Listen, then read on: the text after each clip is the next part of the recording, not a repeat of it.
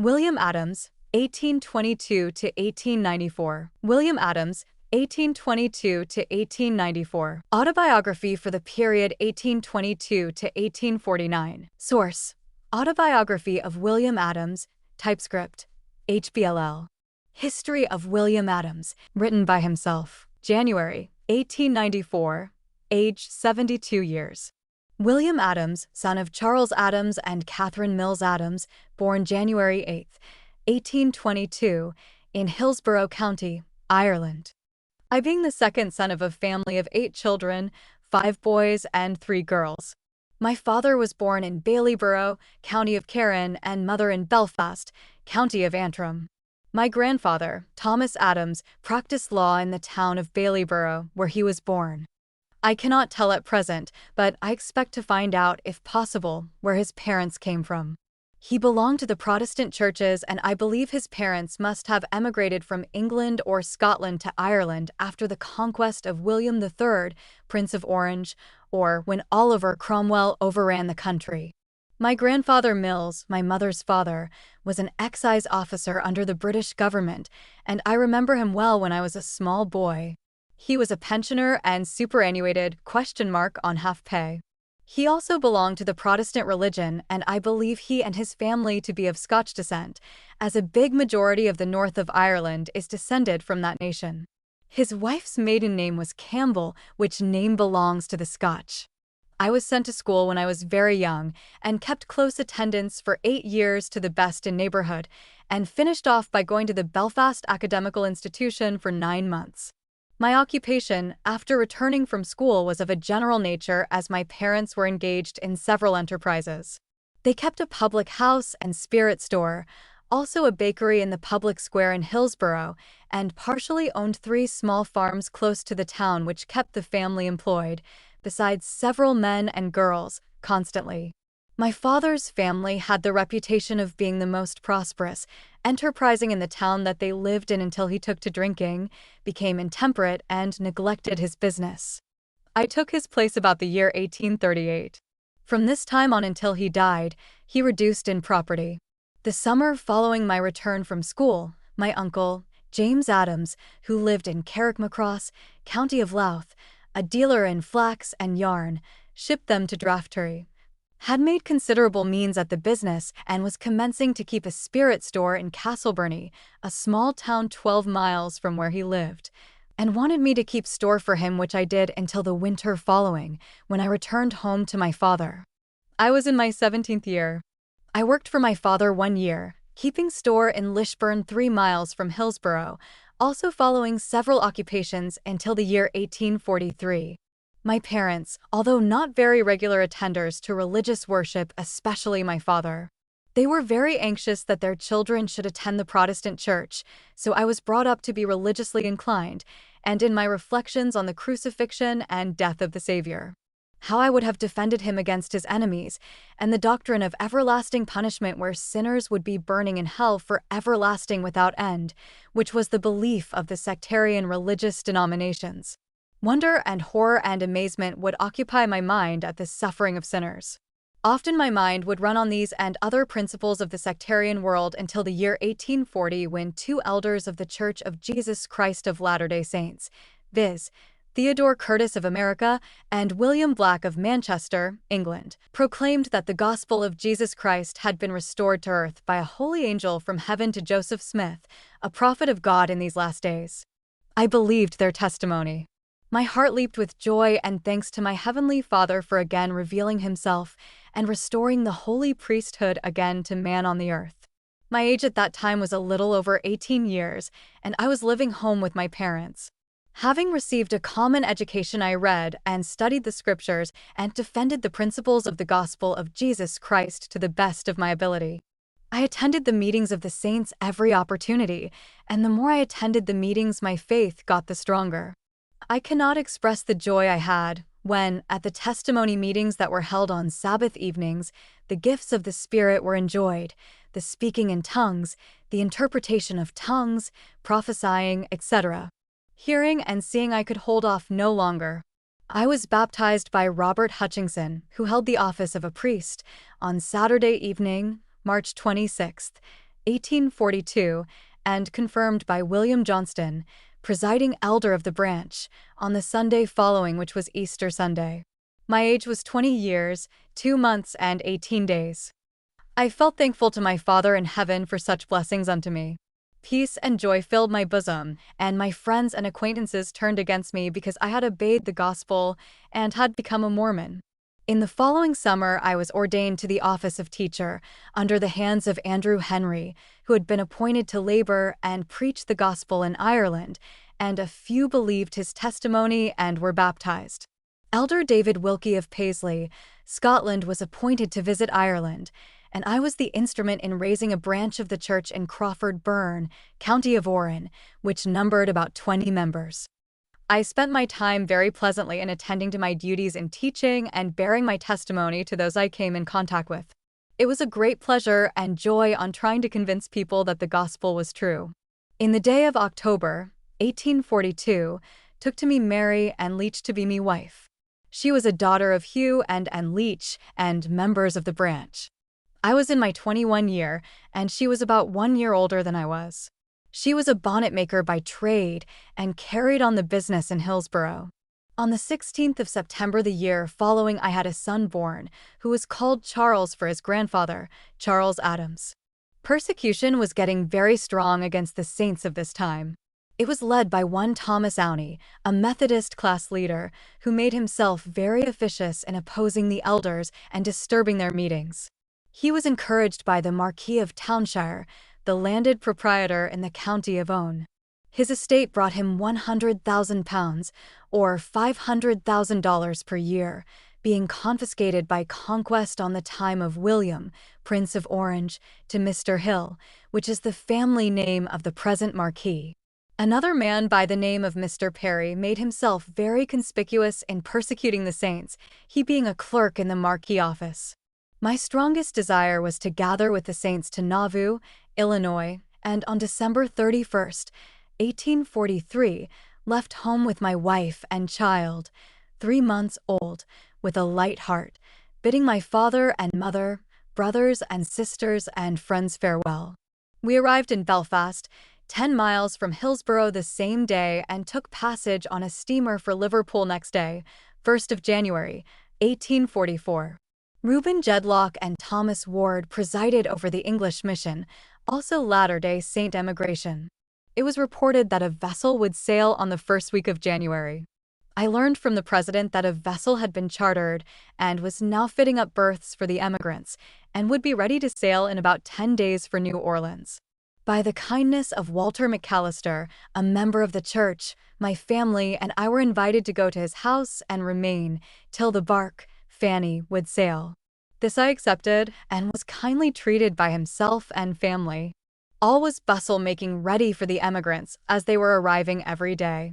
The majority were from England and Wales, a few from Scotland and 15 from Ireland, 4 from Hillsborough and 11 from Crawford as Burn branches. Everything being ready, provisions, water and baggage being on board, with 210 souls, men, women, and children. We were towed out to Liverpool the 20th of January, 1844, and steamer returned after taking us into the Irish Channel. The company had been organized before sailing with William Key as president, Thomas Hall and Henry Orden his counselors, and a committee of 12 men to take charge of the provisions, distribute them to the company, and take a general supervision for benefit of the company. I was chosen one of them and acted the whole voyage. We had a rough sea for 3 days in the Irish Channel with headwinds. The ship could not keep the course, but had to be tacked to the Isle of Man and then changed toward the coast of Wales. The passengers became alarmed. The captain said that if the wind did not change, the ship was in danger of being wrecked. But on the morning of the 3rd day the wind changed favorably, and we rounded the Welsh coast and entered the Atlantic Ocean. The passage across the Atlantic was pleasant with the exception of a few days of storm, when we were tossed about, and the storm came so furious that the waves swept over the ship. Many were alarmed, fearing we were all going to the bottom of the sea. We had prayer meetings daily and preaching meetings on Sundays, regular as when on land. We now had fair wind and were making from 10 to 12 knots per hour and first saw the West Indian Islands after having been out 3 weeks from Liverpool. We were detained by calms opposite the island called Jamaica, also in the Gulf of Mexico by headwind. We were driven back 100 miles. After all the difficulties, which is the lot of mariners, we landed in New Orleans about the 1st of March, being a little over 5 weeks from Liverpool. New Orleans was a wonderful city for Negroes and mules, mud and cotton, and what astonished me was the amount of cigars that were strewn on the sidewalk. Some 1/2 to 3/4 used and none that were not used. The Maid of Iowa, a small steamboat owned by Joseph Smith, the Prophet, and Dan Jones, who commanded the boat, was chartered to take the boat to Nauvoo. It took 2 or 3 days to load the baggage into the steamboat with other improvements and supplies which had to be attended to. On Sunday morning, I believe the 3rd of March, 1844, the boat left New Orleans for Nauvoo, Illinois, loaded down to the guards. The passage was very tedious, sailing against the current, which was very strong, and the Mississippi River being swollen and very muddy, especially the Red River, and others emptying into the Mississippi from the west, in which are all very high at this season of the year. In order to escape the strong current of the river, the pilot would run the boat up soughs or bayous, running around and taking many hours and hard work to get her off, also breaking 2 shafts and sending down to New Orleans to get new shafts. These accidents were very unpleasant, as the company was very anxious to get to Nauvoo before conference on the 6th of April. We were very much annoyed, also persecuted in towns along the river. News went ahead that a boat filled with Mormons was on its way to Nauvoo. Necessity caused the boat to land to get supplies. Men would rush onto the boat calling us foul names. Joe's rats was a common salutation we received. At Natchez, a town on the east side of the river, someone set the boat on fire. It was not discovered till we had left the place over half an hour, and the side of the boat was ablaze, also several beds and bedding. The fire was extinguished in a short time, with the loss of several feather beds and bedding. It was a narrow escape for the crew and passengers, also the boat. Another town that we landed late in the evening, Captain Jones ordered that no person be allowed aboard the boat, but men came rushing aboard and would not be held back. Brother James Haslam went on the hurricane deck and fired a gun in hopes it would be a warning to the mob that we would be run over by them. But in quelling them, they ran for firearms and fired several shots. Things looked serious. Steams was got up as speedily as possible. The boat was shoved off and they landed 3 miles up the river and lay over till the next morning, but we were not molested. Many of the company were made sick by using the water of the river that was very muddy, which gave diarrhea or bowel complaint. I was very sick and weak for 2 months after I arrived in Nauvoo on the 10th of April. I cannot express the joy and pleasure we enjoyed in first beholding the city of Nauvoo, where we could behold the prophet of God, and we were not disappointed, for he was with his brother Hiram, leading men of the church and other prominent men of the city, to the number of 200 or more, who were at the landing to receive us and make us welcome to the city of the saints. I was very happy to behold the prophet and patriarch, and to have an introduction to them, and hear their voices and shake their hands. The news of our passage coming up the lower Mississippi and the trouble we were in and the persecution we had to endure came ahead of us. Great anxiety was felt for the safety of the company, also the boats which were owned by the saints. I will state one incident where the company was in imminent danger of losing their lives and sinking the boat, and which also shows the hatred against the Latter-day Saints. The lower Mississippi had quite a number of first-class steamboats running between St. Louis and New Orleans that made the round trip every week. Each time they passed the Maid of Iowa, we could have grand salute by cheering and laughing and calling us bad names.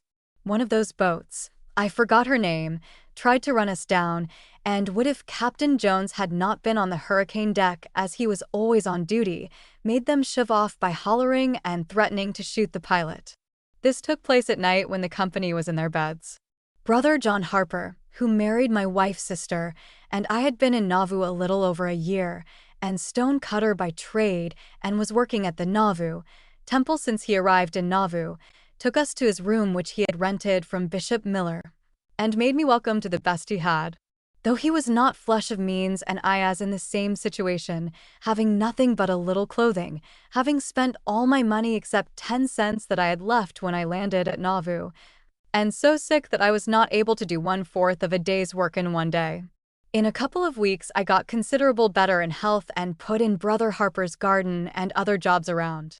The situation in Nauvoo discouraging to make a living, I was at loss what course to pursue. To leave the city and hunt for work was against my feelings. I considered with Brother Harper how the situation looked to me. He told me he thought I might get work at the temple, that the committee were anxious to push the work along as fast as possible, and that he had a few tools he could lend me, that I could get along at the present, and he being a stone cutter by trade, he would give me all the help he could to assist me to cut stone. I was pleased with the proposition, and with the consent of Reynolds Cahoon, one of the committee, I went to work and continued to the fall of 1846. Generally, the Saints were poor, having been driven out of Missouri and robbed of all their property, and the one that had some little property took up claims and bought land through Hancock County and McDonald County, also in the Indian half-breed tract in Iowa. Many claims were made, but no titles were given as the land was reserved to the half-breed Indians. The Nauvoo temple was built by tithing and other donations of the saints, and the committee had much difficulty to furnish the workmen means to live upon so that their families had many times to be for food. I had worked on the Nauvoo temple 4 weeks and had received no pay, so very little tithing had been received at the temple door. By selling and trading some of our clothing and other things that we could best do without, I was enabled to buy shorts from Brother Newell Knight, who owned a small grist mill on the bank of the Mississippi River, run by the current of the stream. This might be considered hard fare to those who had been brought up to have the finest of flour. We were satisfied to have enough of that, and not complain, as it was the desire of my heart to serve God and keep His commandments in adversity and prosperity. The prophet was very anxious to have the temple finished so the saints could receive their endowments, and encourage the workmen to not slacken their hands, and the saints to come forward and pay their tithing so the hands could be steadily employed. Several hundred of the elders that had been called to lay the claims of Joseph Smith before the nation were in their fields of labor. The views and policy of government, written by the prophet, was favorably received, and many of the newspapers commented upon them and recommended them to the nation as wise and sound policy which should be accepted by the saints. Mobocrats and bad men from Missouri were busy stirring up the citizens of Nauvoo and the border county of Hancock. Also a few apostates in Nauvoo joined with them, viz. William Law, Dr. Robert P.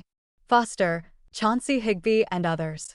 Their object was to kidnap the prophet and take him to Missouri under the pretend of law, so that they might kill him. The above-named apostates commenced printing a newspaper in Nauvoo called the Expositor, defaming the character of the prominent men of the city, publishing lie, and traducing their families. The city council declared it a nuisance and ordered it to be abated, which was done by the marshal and police of the city. I was there and saw it destroyed. I was an eyewitness and took an active part to protect the city from any attack of the mob. I belonged to Captain Fulshua Company of Colonel Theodore Turley's Regiment of Infantry, Nauvoo Legion, drilled and stood guard and performed the duty of a soldier while the city was under martial law. Was close to the frame building where the prophet preached his great and last sermon, heard Governor Ford on the 27th of June make a speech accusing the Mormons of being disloyal to the government of the United States, and many other lies that I was aware of.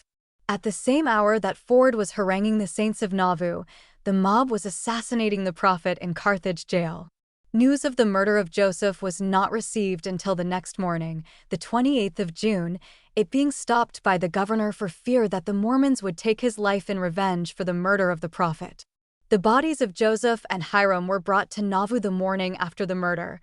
I am not able to describe the sorrow and lamentation of the saints in beholding the dead bodies of the prophet and patriarch, butchered in cold blood by assassins and murdered under the promise of protection by the governor of the state of Illinois. The curse of God must have followed him, for I saw him at the legislature in Springfield, the capital of Illinois, not as a member, but having some from Peoria where he resided, and he had not influence enough to get a doorkeeper elected. He looked like a poor rejected creature, and short time afterward he died a pauper and was buried by public expense in Peoria. Joseph had sent letters to the 12 to hurry home to Nauvoo, and among the first was Sidney Rigdon, who hurried home from Pittsburgh and laid claim to be guardian of young Joseph, the eldest son of the prophet, and was using his influence to get the saints to sustain him. He began to organize the church, ordaining apostles, and preached to the saints, sustaining his claims as young Joseph's guardian, and appointed a day for a general meeting for the saints to sustain him. His object was to be sustained before the brethren of the 12 would arrive in Nauvoo. Brother Parley P. Pratt was among the first to arrive, and he and Brother Willard Richards, 2 of the 12, labored with Sidney not be in a hurry until the 12 would arrive, but he was determined to have the vote taken according to his appointment. Brigham Young and Heber C. Kimball arrived one day before the meeting, and others had arrived previously, so that nearly all the 12 were in Nauvoo. William Marks, president of the stake, called the meeting to order and took charge of the meeting. After the opening exercises, Rigdon spoke of his claim as guardian to young Joseph, showing the necessity of the office, which took between 1/2 to 1 hour. There was a great multitude attending the meeting. More than 1/2 the crowd could not find seats and stood on their feet. Never were so many at one meeting that I ever saw. I was sitting down and could not see the speakers on the stand. I was listening very attentively so that I could hear every word. I heard a voice speaking. I was surprised and jumping to my feet, expecting Joseph the prophet was speaking, having heard him often in public and private, so that I was quite acquainted with his voice. This was a strong testimony that the 12 apostles were the rightful leaders of the church and that the mouth of Joseph had fallen on Brigham Young. Out of that vast multitude, about 20 votes for Rigdon to be guardian of young Joseph until he should come of age, he then being a boy of 10 or 11 years of age. Rigdon, Marks, and these that sustained him were cut off from the church, and the 12 were sustained as the successors of Joseph the prophet. Through the sad ordeal and persecution that the church had passed through for about 6 weeks, nothing was done on the Nauvoo temple or the quarry until the middle of July, when the stonecutters, quarrymen, and other workmen were called to commence work, and many others were employed, as the 12 were determined to rush the work on the temple and have it finished by the time appointed by the Lord, so the saints could receive their endowments and blessings. Thereupon a number of elders were sent out on missions to gather tithing and donations to build the temple of the Lord, and a great deal of by Jesse Baker, president of the elders' quorum, and acted as clerk till the church left for the West. I labored on the temple until the fall of 1845, and in January 1846, about the middle of the month, my wife and I received our endowments. In the fall and winter of 1845, I labored in the wagon shop presided over by Father Bent, as he was called, and Sidney Roberts, superintendent. I earned the woodwork of a wagon, but had no means to buy iron. I let Brother James McKelland have a yoke of cattle to help him and family to go west. He was one of the old settlers of Payson, Utah County. They were returned according to agreement. On the 1st of March, 1846, I started for Katona on the steamboat Uncle Tobby to try to earn an outfit to go west, worked all summer for a Mr. Casson, who took contracts to build houses. I earned considerable means if I had not been cheated out of half of my earnings.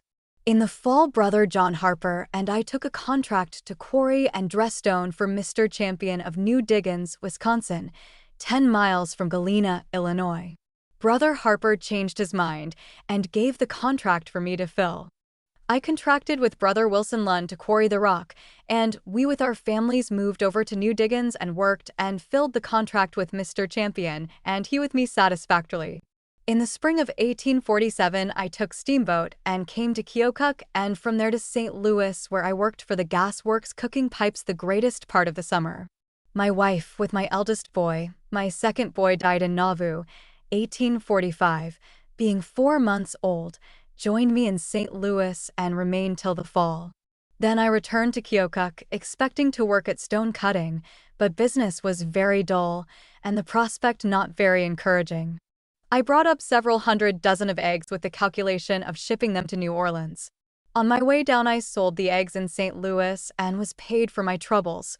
While in St. Louis, the first hired out for 6 months to cook at a hemp mill near Springfield, Illinois, for $20 per month. I did very well, made some money, and was very careful to hoard it up and not spend it needlessly as I was very anxious to gather with the saints.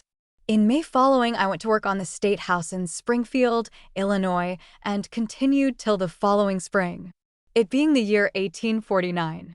My wife and I had been saving with our means and had saved $400 or $500 in money and considered that now was the time to make a move to gather with the saints. I had felt very uneasy and troubled at being so far away from the gathering place of the saints. I repaired to a sacred spot and made a covenant with the Lord that as soon as I got means I would gather with the saints, and I asked him to prosper me and bless me in my labors. He answered my prayer, and I was determined to fulfill my part. My eldest brother, Thomas, had arrived from Ireland and pressed me not to go to Utah but stop and go into business, as it looked very favorable for making money in Springfield, but nothing would stop me. I bought a new wagon, 1 yoke of good cattle and 6 cows. I spent a couple of weeks breaking the cows to work and got them used to be handled and yoked. Close to the first day of May, 1849, I started on my journey to Utah in company with Thomas Judd and family. Henry Barney and family, for wagons and all, we had a prosperous journey with no accidents.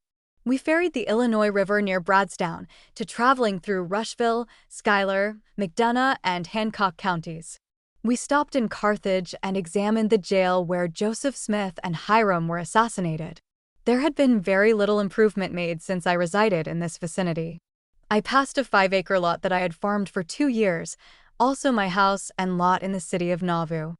I have never received a cent for either of them. The journey through Iowa was pleasant. We kept on the old Mormon trail, passing Pisgah, where several families of the saints resided and many had died through the hardships encountered by being driven from their homes and by the hard frosts and colds they experienced on their journey. Seeking a home from the persecution of wicked men and mob violence in the states of Missouri and Illinois,